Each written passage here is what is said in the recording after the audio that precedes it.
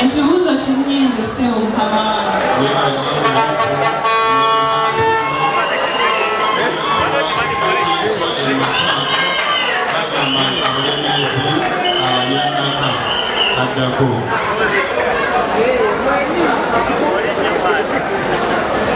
Musire mutala ssebo ne bannyabo erinnya lyange Jemima Bright Kasozi ng'aviridde mu ssaza ly'e Buluuli.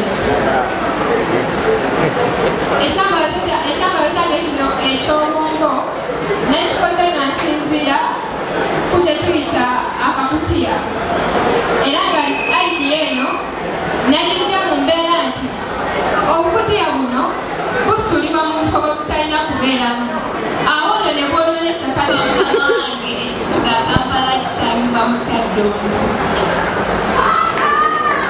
Oli mutuufu. Agenda batambivu abajjeewo. Kulumubiri eyitibwa Twekobe.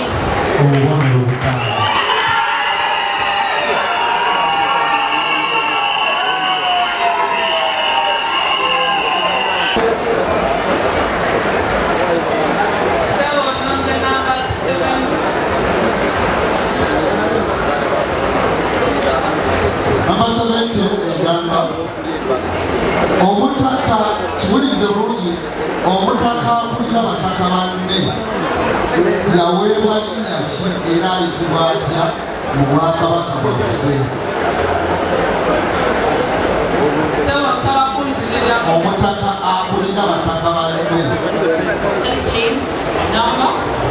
Number 23. Who is the Lord Mayor of Kampala? The Lord Mayor of Kampala is Honorable Arias Lukwago. Correct. The second question, number? Number 24. Number 24. Give the full names of the particular of Buganda. The full names of the category of Buganda are Charles Peter Maiga.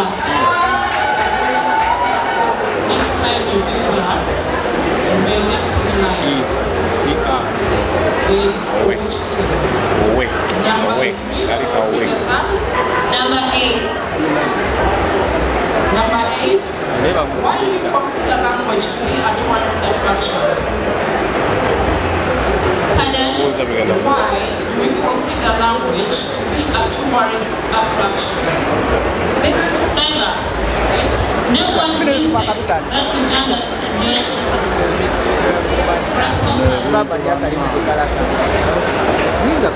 Correct. Next question. 16. Who is the Minister of Kampala? Honorable Shami Malende. And the final question. Number 12. 300. Correct. Thank you. The next. Number 17. Who is the woman member of parliament of Kampala? Honorable Robin Adaba.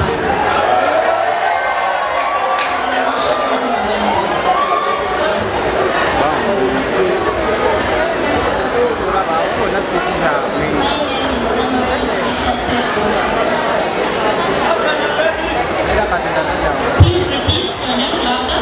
My name is Namuri Kanisha Tendo. First question is question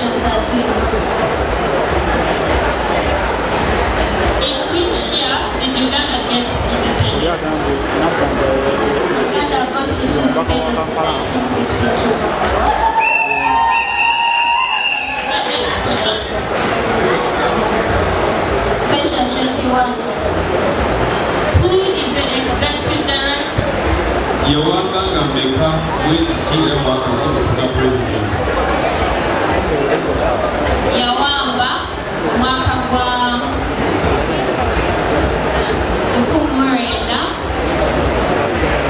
1985. Ekigana. Owokubiri. Okumaliriza ddala. N'atokofero. Bedira nkima. Obutaba bw'ekima busangibwawo. Busangibwa bbira busangibwa. Butaano.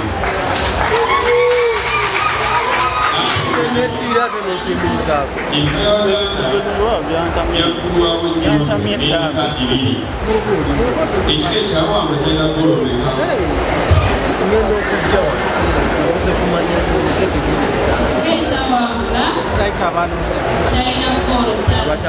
Ekigaana naawe n'oviirako asembayo amanyago Serengete mmanga awo osanga abasirikale abambadde enkofiira emmyufu apaana nolendangana wakikudde ebimuli by'ejjirikiti kawo omulala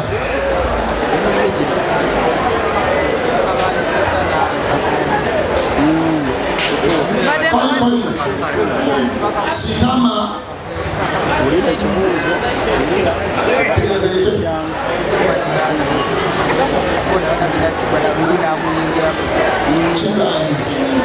ebijanjalo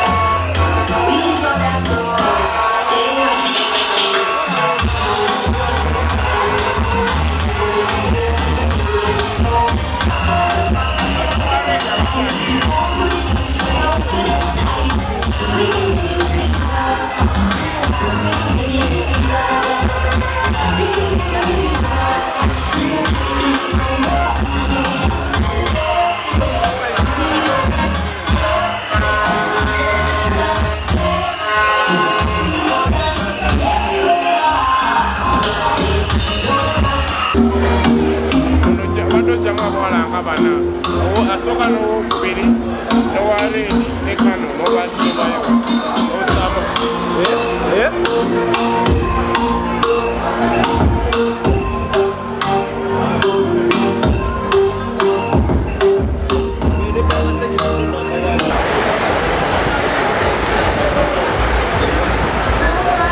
mwakazi ndala asokeyogerwa yategedde I will pronounce the name is Kyaggwe. Kungulu Vanessa Hana. She's Nana Kungulu Vanessa Hana. And the second is Nantongo Vanessa. You are the second person. Nantongo Favor, sorry. You are Nantongo Favor. Yes. Then the third person, Namurana Hilda Victoria. Everyone clapping the gentlemen. Now it's just who wants it most. It's just love that happens. Ladies and gentlemen, that is small color. From Buganda, Pina, come off waffe Katikkiro, Mukama waffe Minisita w'abavubuka ebizannyo n'okwewummuzaamu, tulinayo Mukama waffe ow'ebyobuwangwa ennono n'omulambuzi. Nsaba Mukama wange n'omuwombefu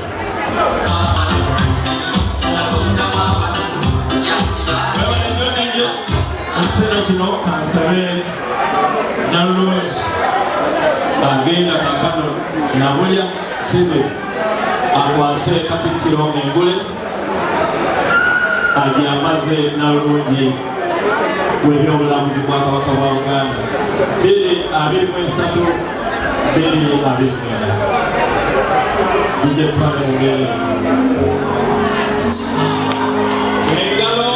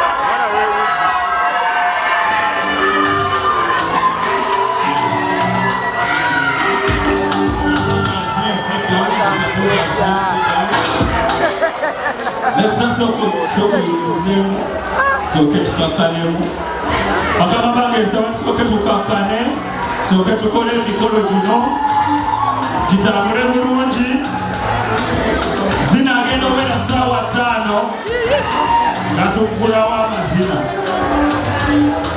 basebo ne bannyabo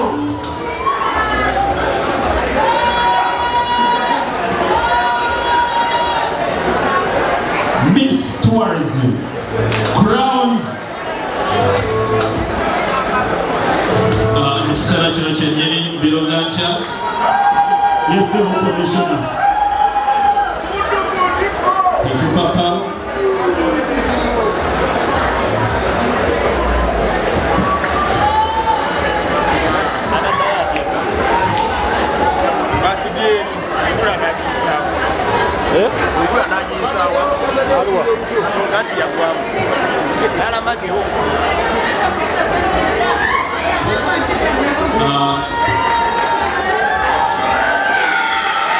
Sawa na Miss Tourism, mapasa Miss Tourism 2023, 2024.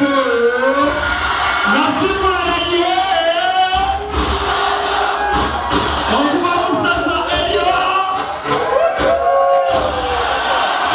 Nani bagenda kwasa the first runner up. Ate Miss Tourism akwase second runners up. The Miss Tourism Uganda ogenda kuwasa second runners up.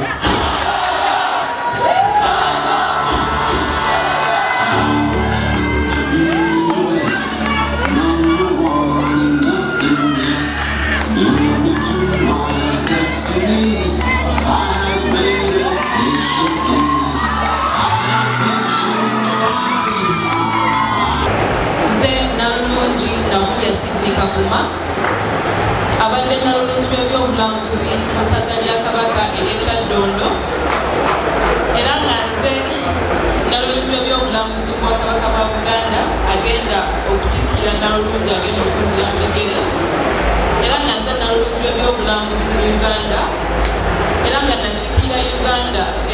kuyita mu Miss Tourism International nembayo nga nze asinga ku kitone.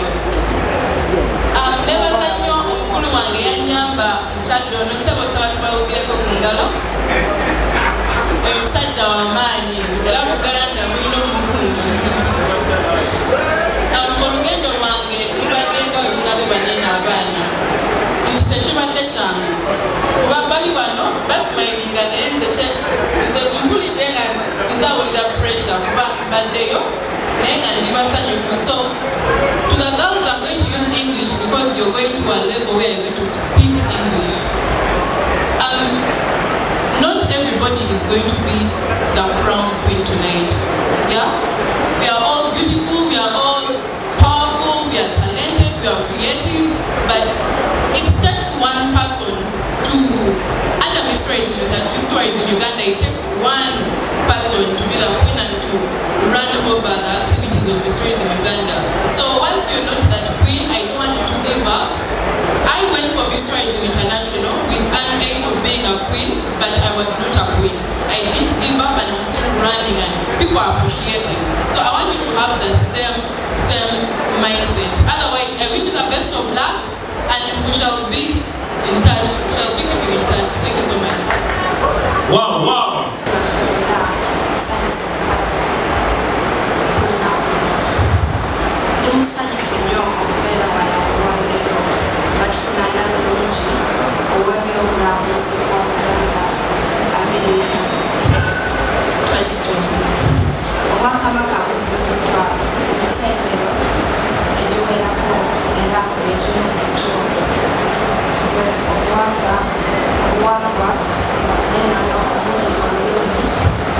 amazina, ennyambala, emmere, enneeyisa y'abantu, okukuuma obutonde n'ebirala bingi nnyo ddala era nga bino byonna byoluseddwa olwaleero ekyo n'ekitufuula Buganda enkula lya Africa.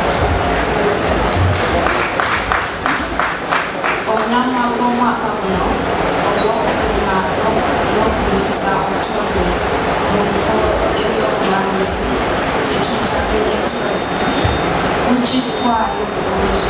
Kale nno njagala okwebaza wadi yaffe ey'ennono n'obulambuzi olw'omulimu gw'okutumbula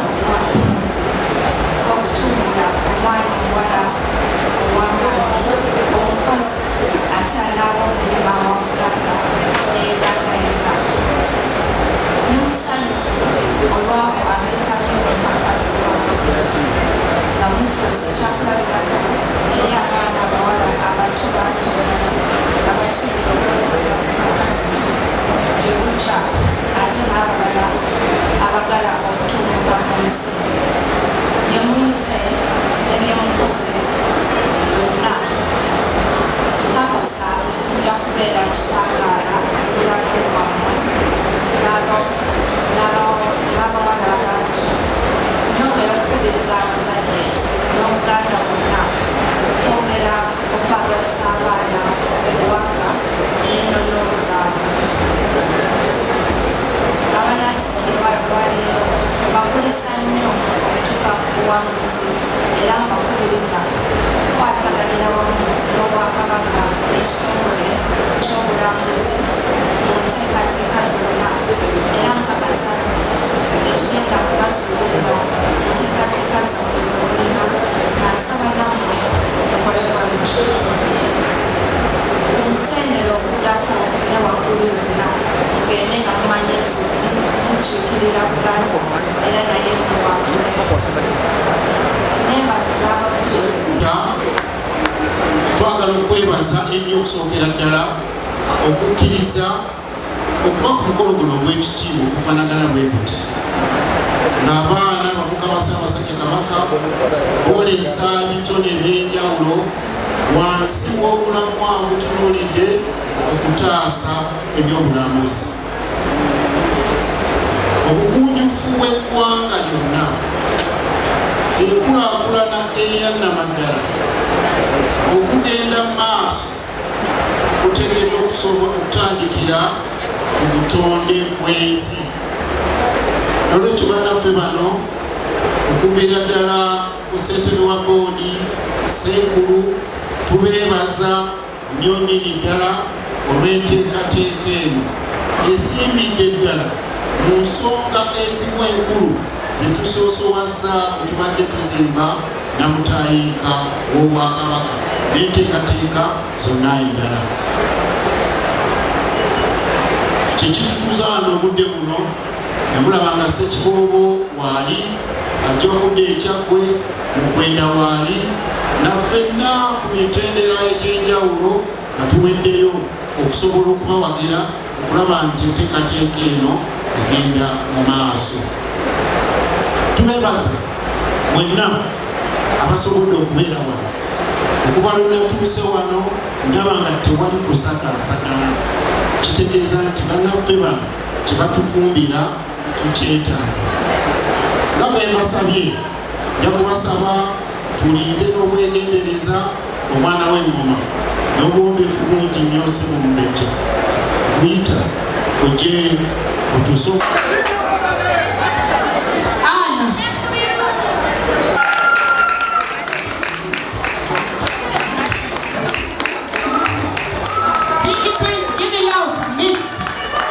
Congeniality to